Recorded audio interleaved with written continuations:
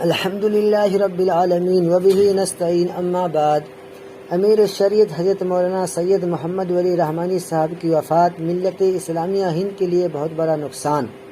امیر الشریعت حضرت مولانا سید محمد ولی رحمانی رحمۃ اللہ علیہ کی وفات ایسا حادثہ ہے جس کی تلافی بظاہر بہت دشوار ہے۔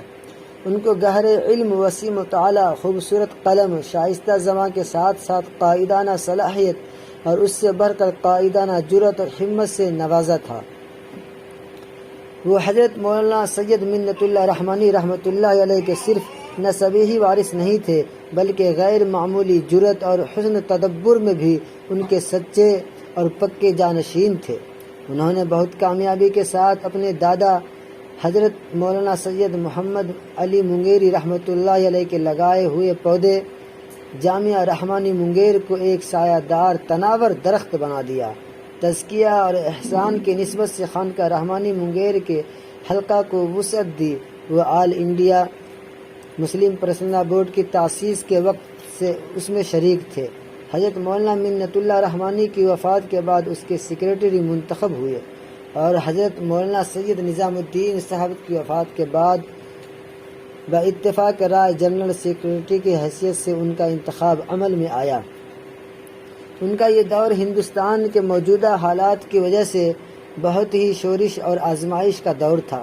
انہوں نے تدبر، حوصلہ مندی، جرأت کے ساتھ ان حالات کا سامنا کیا اور ملت کے سفینہ کی ناخدائی کرتے رہے۔ انہوں نے قضاء کے نظام کو ملک کے چپا چپا کونے کونے میں پھیلایا، اصلاح معاشرہ کی کوششوں کو ایک تحریک بنا دیا، قانون شریعت کی تفہیم کی کوششوں کو فروغ دیا اور ہر کام میں اپنے رفقا کو ساتھ رکھا۔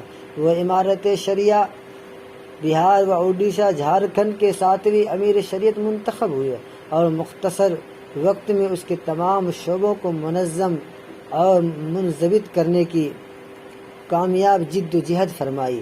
عصری تعلیم کے میدان میں رحمانی ٹھٹی کے ذریعہ انہوں نے جو خدمات انجام دی دنیا شاہد اور گواہ ہے، وہ ایک بڑا اور مثالی کارنامہ ہے۔ یقیناً ان کی وفات پوری ملت اسلامیہ کے لیے نہایت صدمہ انگیز واقعہ ہے۔ اللہ تعالیٰ سے ہم دعا گو ہیں کہ اللہ تعالیٰ بال حضرت رحمۃ اللہ علیہ کی مغفرت فرمائے، درجات کو بلند کرے، امت کو ان کا نعم البدل سے نوازے اور جن کاموں کو انہوں نے شروع کیا تھا وہ سارے کام جاری اور ساری رہے۔ وما علینا الا البلاغ، آمین یا رب العالمین۔